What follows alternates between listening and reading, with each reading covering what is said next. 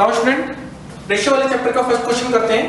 अब देखो आपके पास स्टेटमेंट गिवन है कि A:B 7:9 एंड B:C 3:5। ओके, आपने ABC की कंबाइंड रेशियो निकालनी है।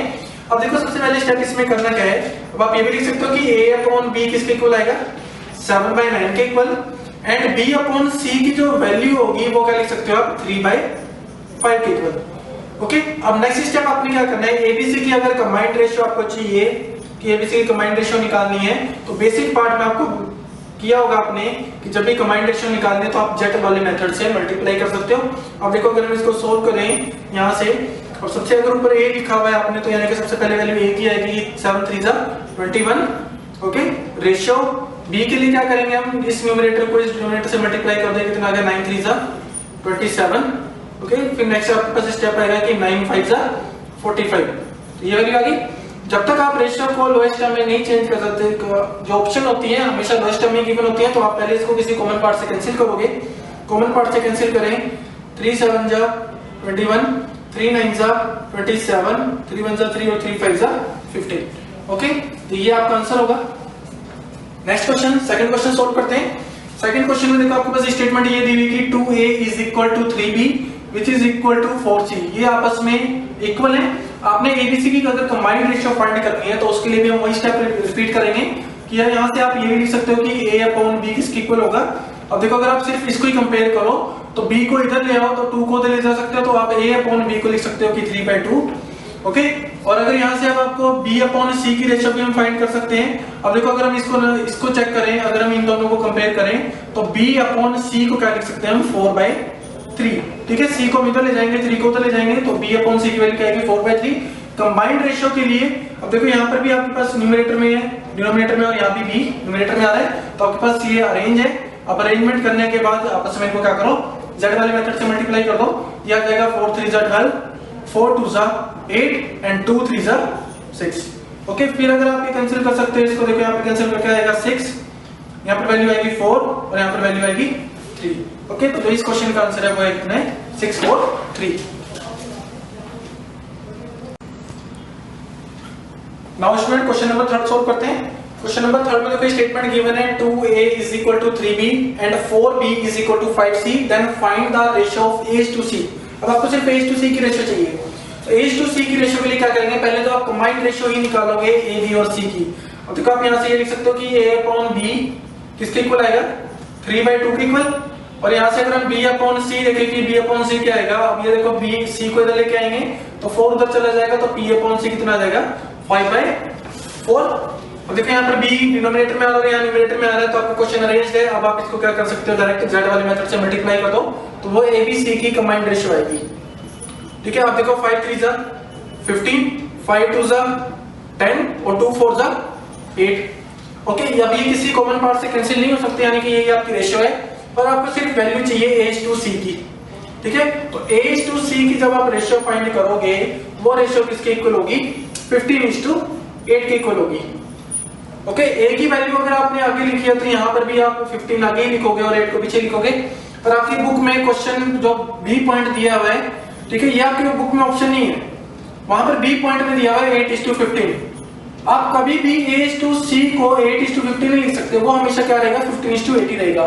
जिस सीक्वेंस में यहाँ पर A और C आ रहे हैं उसी सीक्वेंस में 15 और 8 भी आएंगे, तो ये जो आपका B आंसर है ये कभी टिक नहीं होगा। ठीक है, और ये ऑप्शन नहीं है तो ये अलग से ऑप्शन ऐड कर लेना, जो इसका आंसर आएगा वो क्या आएगा 15:8। ठीक है, तो ये आपका ऑप्शन ही होगी। नेक्स्ट क्वेश्चन करते हैं, क्वेश्चन नंबर 4। क्वेश्चन नंबर 4 में देखो x की वैल्यू चाहिए। अब x की वैल्यू फाइंड करने के लिए हम क्या करेंगे, x को क्रॉस करके ले जाओ और इधर इसको मल्टीप्लाई करके ले आओ, तो आप इसको ऐसे लिख सकते हो कि 18 × 8 is equal to x²। 18 multiplied by 8, इसका यहाँ पर मल्टीप्लाई का रिजल्ट आएगा 144। ठीक है, फिर नेक्स्ट स्टेप में क्या करोगे, अगर आपको x की वैल्यू चाहिए तो जो ये स्क्वायर है आप इसको अंडर रूट के साथ इधर लेके आओगे, तो नेक्स्ट स्टेप आपका ये बनेगा कि x इज इक्वल टू √144। ठीक है, तो जिससे अंडर रूट होता है 144 का अगर हम अंडर रूट सॉल्व करें वैल्यू क्या आएगी 12, तो 12 is the answer. Okay, question number 5 solve करते हैं। क्वेश्चन नंबर 5 में देखो A/B, B/C एंड C/D का जो शेयर है वो 2/3 के इक्वल है। अगर टोटल सम 1300 को A B C में डिवाइड करना है तो A को कितना शेयर मिलेगा, ये आंसर क्वेश्चन पुट किया गया है। ठीक है, अब देखो पहले आप इनकी कंबाइंड रेशियो अगर सॉल्व करो, A/B किसके इक्वल है 2/3, B अपॉन सी भी 2/3 है और C अपॉन डी भी कितना है 2/3 है। ठीक है, अब आप इस क्वेश्चन को कैसे सॉल्व करोगे? बेसिक पार्ट में आपने किया होगा ये कि अगर आपको a की वैल्यू चाहिए तो हम क्या करेंगे, सारे न्यूमरेटर्स मल्टीप्लाई कर देंगे। तो ये आ जाएगा 2 टू 4, 4 टू 8, तो ये वैल्यू आ गई 8 की a की। ओके, अगर अब आपको b की वैल्यू चाहिए, b की वैल्यू के लिए कैसे मल्टीप्लाई करते हैं, इनको ध्यान से देख लेना कि पैटर्न क्या बनता है। 3 टू 6 और 6 टू 12। ठीक है, तो ये b की वैल्यू आ जाएगी, यहाँ पर आ रही है 12 रेशियो। अब नेक्स्ट स्टेप ये होगा, अगर आपको c की वैल्यू चाहिए तो c क्या होगा, अब c को आप ऐसे मल्टीप्लाई करते हो कि 3 3 जा 9 और 9 2 जा 18, यहाँ पर वैल्यू आ गई 18। फिर रेशियो 3 3 जा 9। अब आपको d की वैल्यू चाहिए तो d के लिए हम क्या करते हैं, सारे न्यूमरेटर मल्टीप्लाई कर देते हैं, डिनोमिनेटर 3 3 जा 9, 9 3 जा 27, तो ये किसकी वैल्यू आ गई, d की। ओके, तो ये इनका कंबाइंड रेशियो निकालने का मेथड होता है 4 टर्म्स में। अभी तक आपने क्या किया है, 3 टर्म्स में फाइंड किया है। ये मेथड होता है 4 टर्म्स का फाइंड करने में। अगर a की वैल्यू चाहिए तो क्या करना है, जितने भी न्यूमरेटर्स हैं सारे न्यूमरेटर आपस में मल्टीप्लाई कर दो, वो a की वैल्यू होगी। b की वैल्यू के लिए अब अपने पाथ ऐसे फॉलो करना है कि 3 टू 6 और 6 टू 12, ये 12 आ गया। नेक्स्ट c की वैल्यू चाहिए तो c की वैल्यू के लिए कर देते हैं कि 3 3 9 और 9 2 18, यहाँ पर 18 आ गया। अब अगर d की वैल्यू चाहिए तो d की वैल्यू के लिए क्या होता है, सारे डिनोमिनेटर आपस में मल्टीप्लाई हो जाते हैं, तो यहाँ पर क्या आएगा 27। ओके, अब आपने ये बताना कि a का शेयर कितना होगा। अब देखो रेशियो की टर्म में a का कितना पार्ट है, 8। ठीक है, तो अगर आपने रेशियो निकालनी है इसकी, a को कितना पार्ट मिलेगा, तो जो a का पार्ट आएगा वो आएगा 8 डिवाइडेड बाय टोटल कितने पार्ट्स बनने हैं, आप इनको ऐड करोगे, वैल्यू आ रही है 65 मल्टीप्लाइड बाय जितना पैसा टोटल डिवाइड करना है, तो वो आएगा 1300। ठीक है, अब आप इसको कैंसिल करोगे, यहाँ से वैल्यू कैंसिल हो जाएगी, ये 65 टू 130, यहाँ पर 20 से कैंसिल हो जाएगा पूरा, तो 28 से कितना हो गया 160। तो जो a को इसमें से 1300 में से 160 रुपीज ही मिलते हैं। ठीक है, नाउ क्वेश्चन नंबर 6 सॉल्व करते हैं। The 5 times of share of A is equal to 3 times of share of B and 2 times of share of C। ये गिवन है, आपने ABC की कंबाइंड रेशियो फाइंड करनी है। अब जैसे हमने पहले क्वेश्चन किए हैं, इसको भी सेम एज इट इज वैसे करेंगे। अब देखो, आप यहाँ से A अपॉन B की वैल्यू सॉल्व कर सकते हो। A अपॉन B की जो वैल्यू होगी, B को हम क्रॉस करके इधर लेके आएंगे, 5 को उधर ले जाएंगे, तो A अपॉन B होगा, ये आएगा 3/5। और यहाँ से अगर हम B अपॉन C की वैल्यू कैलकुलेट करें तो B अपॉन C की वैल्यू आएगी, C को इधर ले जाएंगे क्रॉस करके, तो ये वैल्यू आ जाएगी 2/3, 3 तो चला गया। ठीक है, अब ABC की कंबाइंड रेशियो निकालने के लिए वही Z वाला मेथड अप्लाई करना है, आपस में ऐसे मल्टीप्लाई कर दो कि 3 2 6। ठीक है, तो जो ABC की रेशियो आएगी, A की वैल्यू कितनी आ गई है 6, B की जो वैल्यू आएगी 5 मल्टीप्लाइड बाय 2 कितना आ जाएगा 10, और जो C की वैल्यू आएगी वो 5 3 15। तो जो ABC की कंबाइंड रेशियो आई है वो है 6 10 और 15, तो ये हमारा आंसर है। नेक्स्ट क्वेश्चन करते हैं, क्वेश्चन नंबर 7। क्वेश्चन नंबर 7 में जिंक और ब्रास की किसी को हम अगर एलॉय मिलाते हैं, एलॉय बनाते हैं, तो जिंक और ब्रास की उसमें रेशियो है 13:7।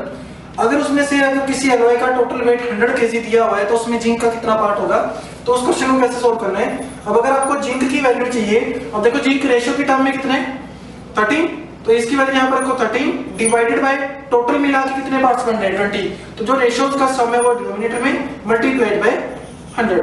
जब इसको हम सॉल्व करेंगे, यहाँ पर वैल्यू आ जाएगी 25 जा 100, तो 13 5 जा 65, तो जो 100 kg में 65 जिंक होगा। अगर आपको ब्रास का वेट चाहिए तो हम 100 में से 65 माइनस करेंगे, ब्रास का वेट आएगा, तो हमको यहाँ पर सिर्फ जिंक का आंसर चाहिए, तो वैल्यू आ गया 65। ओके, क्वेश्चन नंबर 8 सॉल्व करते हैं। क्वेश्चन नंबर 8 में स्कूटर और टेलीविजन की जो प्राइस की रेशियो है वो है 3:2, और आगे कंडीशन ये दी है कि अगर स्कूटर का प्राइस टेलीविजन से 6000 रुपीज मोर है तो टेलीविजन का प्राइस क्या होगा। ठीक है, अब देखो जब भी मोर या लेस की बात हो, अब अगर आप x की टर्म में देखो क्वेश्चन को, तो आप ये लिख सकते हो कि स्कूटर का प्राइस 3x और टेलीविजन का प्राइस 2x। अब स्कूटर का प्राइस टेलीविजन के प्राइस से 6000 ज्यादा है, तो आप क्या लिख सकते हो, डायरेक्ट इनका डिफरेंस देख सकते हो कि दोनों के प्राइस का डिफरेंस है, यानी कि 3x - 2x = 6000। अब यहाँ से अगर हम x की वैल्यू देखें, वो वैल्यू आ जाएगी 6000। अगर टेलीविजन का प्राइस चाहिए, अब देखो जो टेलीविजन का प्राइस है वो रेशियो की टर्म में 2 है, यानी कि 2x। तो अगर आपको टेलीविजन का प्राइस चाहिए तो जो 2x की वैल्यू होगी वो कितनी होगी, मल्टीप्लाइड बाय 2 कर देंगे, तो ये वैल्यू आएगी 12000। ठीक, क्वेश्चन नंबर 9th क्वेश्चन करते हैं। क्वेश्चन नंबर 9th में कविता और रीना की जो सैलरी है या कोई भी अमाउंट है उसकी जो रेशियो है 4:3 गिवन है। अगर रीना का शेयर 2400 है तो इन दोनों का मिला के टोटल अमाउंट क्या होगा। आपसे अमाउंट का क्वेश्चन पुट किया है, अब अमाउंट का मीनिंग कविता प्लस रीना। ठीक है, तो उसके लिए कैसे करेंगे, आप देखो यहाँ पर अगर हम ये माने कि जो कविता है वो 4x है और रीना है 3x, और रीना की वैल्यू आपको रुपीस की टर्म में भी पता है कि रीना 2400 है, यानी कि 3x की वैल्यू किसके इक्वल दी है, 2400 के इक्वल दी है। तो यहाँ से जो x की वैल्यू आएगी वो कितनी आ जाएगी, इसको कैंसिल करेंगे हम, ये वैल्यू आएगी 800। अगर ये वैल्यू 800 आ रही है तो जो आपके पास कविता है, कविता के पास कितना शेयर होगा, अब उसकी जो कविता का शेयर है वो है 4x। अगर x की वैल्यू 800 है तो 4x की जो वैल्यू आएगी वो आएगी 4 मल्टीप्लाइड बाय 800, ठीक है। तो ये वैल्यू आ गई 3200। अब आपसे टोटल अमाउंट पूछा है तो टोटल अमाउंट क्या होगा, रीना का शेयर प्लस कविता का शेयर, ठीक है। तो जब आप इसको सोल्व करोगे, नेक्स्ट स्टेप में करते हैं। अब ये जो आपके पास जो रीना का शेयर है वो 2400 था और जो कविता का शेयर आपने कैलकुलेट किया हुआ है 3200। तो अगर आपने टोटल वैल्यू निकालनी हो, टोटल वैल्यू कितनी आएगी 5600। तो क्या है 56 आपका आंसर होगा।